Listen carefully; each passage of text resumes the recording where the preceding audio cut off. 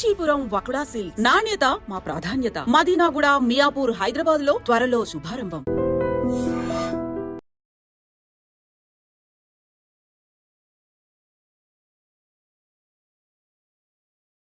ఆ రొంపిలోకి ఎందుకు వెళ్ళాలమ్మా? అంటే ఇట్లా చేస్తారని మాకు తెలియదు కదా సార్. అన్న ఇప్పుడు ఉండే అంత తెలివి అప్పుడు లేదు సార్ నాకు. ఎలాగా అసలు మీకు వాళ్ళ పరిచయం అయ్యారు? అంటే మా ఊరు వాళ్ళ ఊరు కొంచెం ఇప్పుడు గెజిరేట్పల్లి ఇప్పుడు ఈ ఊరు ఆఫీస్ ఎట్లా ఉందో అట్లా ఉంది సార్. అంటే అయిపోయి ఏమన్నా మోటార్ మెకానిక్ అట్లా మోటార్ ఇవి కాలిపోతే కన్నా మోటార్ మెకానిక్ చేసేకి వస్తుండే మా చిన్నాన్న వాళ్ళకి పరిచయం పరిచయం అయితే ఇప్పుడు పరిచయం ఉన్నాళ్ళే కదా అని చెప్పి కదిర్లో వచ్చినారు సార్ వాళ్ళు మేము ఇక్కడ ఉన్నప్పుడు. అంటే అప్పుడు నాకు ఆ రోజు కొంచెం ఆరోగ్యం బాగలేకుండా అయిపోయింది. ఆరోగ్యం బాగలేకుండా ఉంటే నేను ఏం చేసిన స్టవ్ మీద అన్నం పెట్టేసి హోటల్లో నుంచి పప్పు తీసుకొని పోదామని వచ్చాను సార్. వాళ్ళు ఆ హోటల్లోనే ఉన్నారు. ఇప్పుడు చూసిన వాళ్ళు కదా అని చెప్పి వాళ్ళు ఏమన్నారంటే మా టిఫిన్ అన్న జయలక్ష్మీదేవి అన్నారు. నేను టిఫిన్ చేయను, అన్నం గ్యాస్ మీద పెట్టేసి వచ్చిన, పప్పు తీసుకొని పోదామని వచ్చిన, నాకు ఆరోగ్యం బాగలేదు అని చెప్పాను సార్. సరేలే టిఫిన్ చేయమంటే చేయలేదు, పెప్సీ అన్న తాగు అని చెప్పినారు. నాకు పెప్సీ కానీ వద్దు, నేను మొహం కానీ గడగలేదు, నేను ఇంటికి పోయి మొహం కడుక్కొని అన్నం తింటా అన్నాను సార్. సార్ దాంట్లో అర్థం తాగాను అంతే సార్. ఇప్పుడు చూసిన వాళ్ళే కదా అట్లా ఈ పని చేస్తారని తెలియదు కదా సార్. మళ్ళీ అది కొద్దిగా తాగిన తర్వాత అప్పటి నుంచి నాకు ఇక్కడ ఇది లేదు సార్. నాకు వాళ్ళతోనే పోవాలని నాకు మైండ్. ఇక్కడ ఉండాలా, వీళ్ళతో ఉండాలా, మా కుటుంబంలో మా ఫ్యామిలీలో కలిసిమెలిసి ఉండాలని లేదు, వాళ్ళతోనే పోవాలని. అదే సార్, అప్పటి నుంచి వాళ్ళతోనే వెళ్ళిపోవాలని అనిపించింది సార్ నాకు. మళ్ళీ తీసుకొని వెళ్ళిపోయినారు. మళ్ళీ తీసుకొని పోయి అక్కడ ఢిల్లీలో అప్పుడు నాకు హిందీ రాదు సార్. ఇప్పుడు తెలుగు కానీ సరిగ్గా వచ్చేదిలే నాకు. ఇప్పుడు నేర్చుకున్నా సార్ నేను. మళ్ళీ అక్కడ ఏం చేసినారంటే ఇట్లా పెద్ద ఫారిక్ ఉంది సార్. అక్కడ ఏందో గాంధీ తాత ఫారిక్ ఏందో అంటే అక్కడ ఆ ఫారిక్లో రాత్రి 1 గంట 3 గంటలకు అట్లా తీసుకొని పోయినారు సార్. నాకు అక్కడ కారులో తీసుకొని పోయినారు. ఆ కారులో ఎట్లా అంటే లోపల ఉండే మనిషి బయట వాళ్ళకి కనపరాదు, బయట ఉండే వాళ్ళ మనిషికి కనిపిస్తుంది సార్. అట్లా దానిలో తీసుకొని పోయినారు వాళ్ళు. ఇప్పుడు నాకు ఇక్కడ నుంచి పిలుచుకొని పోయినారే, వాళ్ళు ఇద్దరు ఆటో తీసుకున్నారు, నాకేమో వాళ్ళకు ఒప్పు చెప్పేసినారు అక్కడ ఉండే వాళ్ళకి. అయినా నేను చెప్పిన మీతోనే వచ్చిన, మీతోనే వస్తాను నేను, మీరు ఎక్కడ వెళ్తున్నారంటే ఇట్లా సిటీ కదా ఇది, 2-3 ఇక్కడ కూర్చుండేది, 5-6 మంది కూర్చొనేరు పట్టుకుంటారు, మీరు ముందర వెళ్ళండి, మేము వెనక ఆటో తీసుకొని వస్తామని చెప్పి మా కార్లో పంపించేసి వాళ్ళు వెనక్కి వచ్చేసినారు సార్. నాకు అంత డబ్బులు కమ్మేసి. హిందీ రాదు నాకు. వాళ్ళు హిందీలో మాట్లాడుకున్నారు. హిందీలో మాట్లాడుకొని అన్ని లచ్చలు కానీ అమ్ముకొని నాకు అక్కడ పంపించేసి వీళ్ళు ఇంటికి వచ్చేసినారు. మళ్ళీ అక్కడ పోయి కనీసం నాకు తెలివి ఎన్ని ఏళ్ళకి వచ్చింది, 9 ఏళ్ళకి వచ్చింది సార్ నాకు. నా మైండ్ ఇక్కడ నా కొడుకు. ఆ రోజు తీసుకెళ్ళిన తర్వాత పార్క్ దగ్గర మీకు అమ్మారు, ఆ కార్లో వెళ్ళిపోయావు. నెక్స్ట్ డే వాళ్ళు ఏం చేశారు? అక్కడ తీసుకుని వెళ్ళిన తర్వాత వాళ్ళ ఇంటికి తీసుకెళ్తారు. మళ్ళీ మరుసటి రోజు ఎఫ్చార్ పని చేపిస్తారు సార్ వాళ్ళు. ఏం పని? ఎఫ్చార్ పని చేపిస్తారు. జీవి రోడ్ అని అక్కడ తీసుకెళ్తారు. అక్కడ తీసుకెళ్ళి వాళ్ళు చెప్పిన మాట చేస్తేనే, చేయకుండా ఉంటే పట్టుకొని కొడతారు సార్ వాళ్ళు. పట్టుకొని కొడతారు సార్. పట్టుకొని కొట్టిన అదే సార్ ఫస్ట్ రోజు నేను పోమని చెప్పినారు సార్ వాళ్ళు. నేను పోను అన్నా. ఎందుకు పోవు అన్నారు. నాకు నచ్చలే, నేను పోను అన్నా. నేను ఎందుకుగా పోవు అని చెప్పి ఫస్ట్ లోపల రూమ్లో పిలుచుకొని పోయి పట్టుకొని కొట్టినారు. ఇక్కడ కొట్టి కానీ ఇది ఉంది చూడు సార్. సరేలే అని చెప్పి మళ్ళీ నేను భయపడిపోయినా సార్. మీరు ఏమన్నా చేయండి, నేను మాత్రం పోను అని చెప్పి కూర్చున్నా. మళ్ళీ 2-3 లేడీస్లు కలిసి లోపల రూమ్లో విడిచిపెట్టేసి వచ్చినారు సార్. వేరే వాళ్ళకి జెంట్స్కి నాకు ఇద్దరికి పిలుచుకొని పోయి ఇడిసేలకే నాకు భయం అయ్యి నేను రాను అంటే వాడు వచ్చి అమ్మ నేను రానంటుంది. అంటే మళ్ళీ వచ్చి కొట్టింది సార్ అమ్మ. కొట్టిన తర్వాత ఏమన్నా చేయి, నేను మాత్రం పోను, నాకు నచ్చలేదు ఈ అలవాటు అని చెప్పిన. నీ పని చేస్తే నీకు బిర్యానీ పంపిస్తాను మీ ఊరికి, లేకుంటే నేను పంపాను, నేను కరెంట్కి ఇచ్చి చంపేస్తా అని చెప్పింది సార్. భయపడిచ్చింది. సరేలేని నాకు అప్పుడు కనీసం మీ ఇక్కడ చుట్టుపక్కల ఊర్లే నాకు తెలిసేది సార్, అంత దూరం నాకు తెలీదు, నేను చదువుకొని కానీ చదువుకోలే. మళ్ళీ అక్కడ తీసుకొని పోయి అట్లా అన్నీ చేస్తా అంటే నేను మా ఊరికి పంపించాలా అంటే మీ ఊరికి ఎందుకు పంపిస్తామో, వాళ్ళు ఎన్ని డబ్బులు తీసుకొని పోయింటే ఆ డబ్బులు అంతా తీరిపోయేంత వరకు మేము పంపించము అన్నారు. అంటే వాళ్ళతో మాట్లాడుకోండి, మాతో ఏం సంబంధము, మేము తీసుకోలేదు కదా, మేము తినలేదు కదా, మాకు ఊరికనే ఎందుకు ఎంసీ పెడుతున్నారంటే వాళ్ళు తీసుకొని పోయినారు కదా, వాళ్ళకి మీరు అడగల, మేము ఎందుకు అడుగుతామని మమ్మల్ని పట్టుకొని కొట్టినారు సార్ వాళ్ళు. సరేలే అని చెప్పి అట్లా 10 ఏళ్ళు చేయించినారు సార్ అక్కడ, కొట్టిపించుకొని తిట్టిపించుకొని కంటికి నిద్ర లేక ఆడంటే కనీసం బొక్క పడిపోయినా కానీ చూపించరు సార్ వాళ్ళు. టయానికి నిద్ర ఉండదు, అన్నం ఉండదు. రాత్రి 3 గంటలకు పెడితే మళ్ళీ రాత్రికి 3 గంటల అన్నం పెట్టేది, అది అంతంత పెడతారు సార్. అది ఢిల్లీలో మీరు ఉన్న టైంలో మీ దగ్గర రకరకాల కస్టమర్లు వస్తుంటారు. అంటే ఒక కొంతమంది మంచి వాళ్ళు ఉంటారు, కొంతమంది చెడ్డ వాళ్ళు ఉంటారు. కానీ ఎక్కువగా ఎటువంటి వాళ్ళు వస్తుంటారు? ఎక్కువ తాగిన వాళ్ళు వస్తారు సార్. తాగి వచ్చిన వాళ్ళు ఇప్పుడు వాళ్ళకు మనం మంచిగా ఇది చేస్తే బాగుంటుంది, లేదంటే మనం మంచిగా ఇది చేయకుండా ఉన్నామనుకో బయట పోయి వాళ్ళకి చెప్తారు, మాకు మంచిగా ఇది చేయలేదు, లోపల వాళ్ళు మాకు ఇది చేస్తున్నారని వాళ్ళు పోయి 1కి 2 చెప్తే మళ్ళీ వాళ్ళకి పట్టుకొని కొడతారు సార్ వాళ్ళు. ఎందుకుగా ఏంటిగా వాళ్ళు డబ్బులు ఇవ్వలేదా, ఇప్పించుకున్నాం కదా, వాళ్ళు మంచిగా చూసి పంపేలా అని చెప్పి పట్టుకొని కొడతారు సార్ వాళ్ళు. ఆ రోజు అన్నం కానీ పెట్టరు.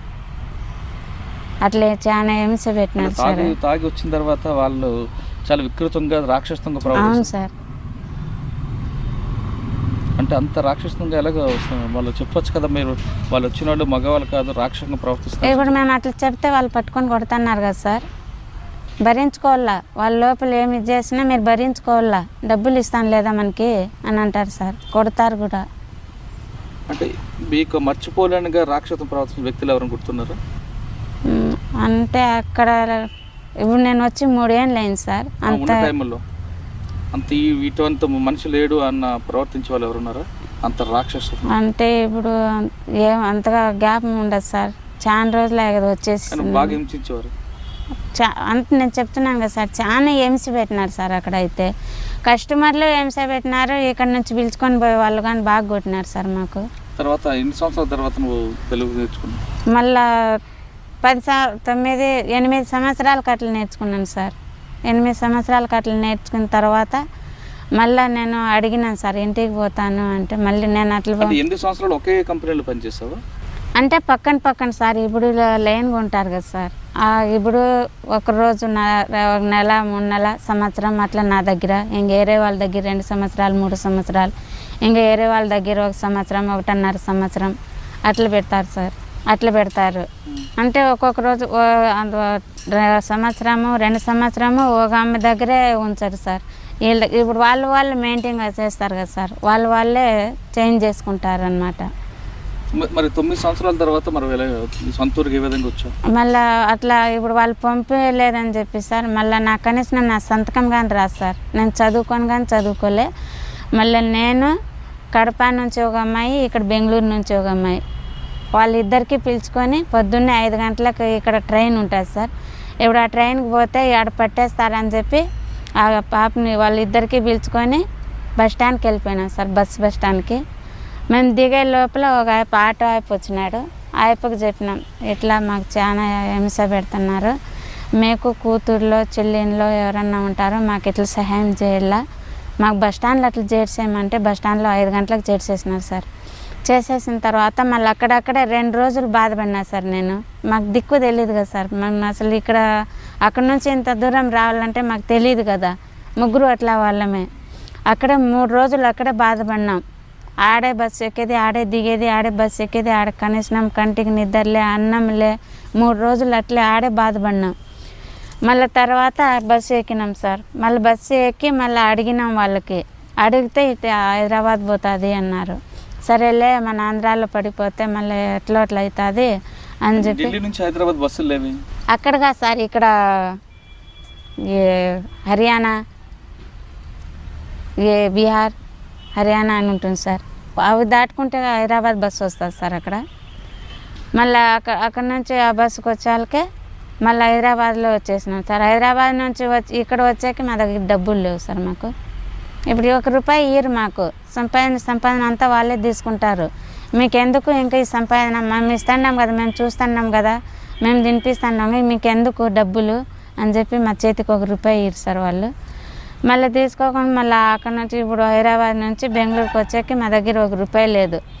మళ్ళీ ఆ పాప బెంగళూరు పాప వాళ్ళ చూసిన వాళ్ళు అంటే వాళ్ళకి చెప్పి వాళ్ళ దగ్గర 1000 రూపాయలు ఇప్పించుకొని మళ్ళీ బెంగళూరుకి పోయినాం సార్. బెంగళూరుకి పోయి వాళ్ళ అమ్మ వాళ్ళ నాయన ఇంటికి పోయి మళ్ళీ వాళ్ళ ఇంటి దగ్గరే ఉండి ఆ రోజు మళ్ళీ ఇప్పుడు అక్కడి నుంచి మా ఊరికి వచ్చేగాని లేదు. ఫస్ట్ ఆ పాపను అక్కడ ఇడిచిపెట్టేసి మళ్ళీ ఈ పాపను కడపాక వాళ్ళ ఇంటికి ఇడిచిపెట్టేసి మళ్ళీ నేను మా బెంగళూరులో 4 నెలలు కాంక్రీట్ పని చేసి మళ్ళీ మా ఇంటికి వచ్చినాను సార్. నేను మళ్ళీ మా ఇంటికి వచ్చిన తర్వాత 10 ఏళ్ళు మా కంటికి కనపరాలేదు, మేము చచ్చిపోయింది అనుకున్నాము అని చెప్పి మా అన్న మా నాయన మా అమ్మోళ్ళు మా అన్న పట్టుకొని కొట్టినాడు సార్. నాకు పట్టుకొని కొట్టి కృష్ణాయిలు 10 లీటర్ కృష్ణాయిలు ఉంటున్నాడు. ఆ కృష్ణాయిలు నా కొడుకు చిన్నగా అప్పుడు మీ అమ్మ కాదు నా చెల్లెలు కాదు, నీ కృష్ణాలు పోయి నేను అంటిస్తా, కూర్చుంటే నేను ఎన్నేళ్ళు కూర్చుంటాను స్టేషన్లో, కూర్చోబెడితే ఒక 3 ఏళ్ళు 4 ఏళ్ళు అంతే కదా, సంపదంగదాము వద్దు, నీకు మీ అమ్మ లేదు నాకు మా చెల్లెలు లేదు అనుకుంటానని చెప్పి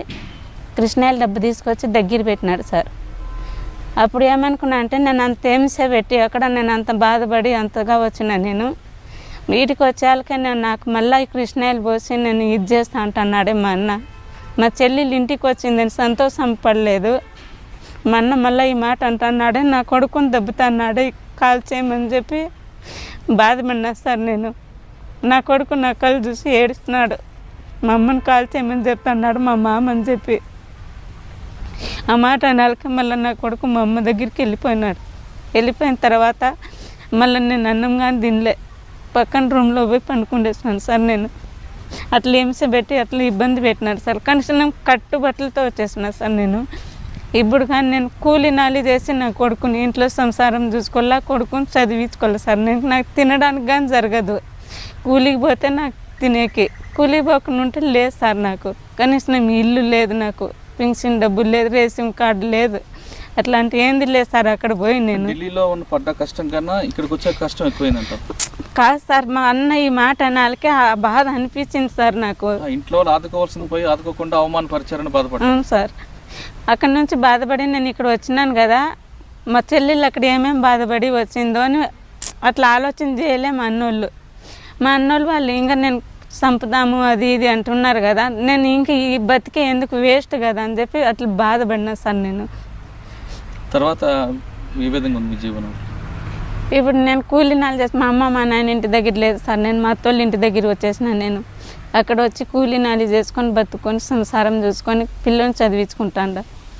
సంవత్సరానికి 10,000 కట్టాలి సార్. నేను ఇంట్లో సంసారం చూసుకోవాలి. అది ఒక రోజు కూలీ దొరికైతే 4 రోజులు 5 రోజులు కూలి సార్. ఆడ మాట్లాడితే కానీ పట్టుకొని కొడతారు ఆడ. నేను మరొకసారి మళ్ళీ అడుగుతున్నాను, మీలాంటి కష్టం ఎవరికైనా మహిళకు వస్తే, భర్త చనిపోయిన తర్వాత అత్తగారికి సపోర్ట్ లేకపోవడం, అమ్మగారి సపోర్ట్ లేని మహిళలు ఎలాంటి దారిలో వెళ్ళాలి? అంటే మన సొంత ధైర్యంతోనే వెళ్ళాలా సార్. మన సొంత ధైర్యంతో వెళ్ళాలా, లేకుంటే ఎవరి మీద మనకి వీళ్ళు చూస్తారు కదా, వీళ్ళు కొంచెం ముందుకే మనకు తీసుకొస్తారా నమ్మకం ఎవరి మీద ఉంటే వాళ్ళకి పోయి అడుగుతాం సార్ మనము.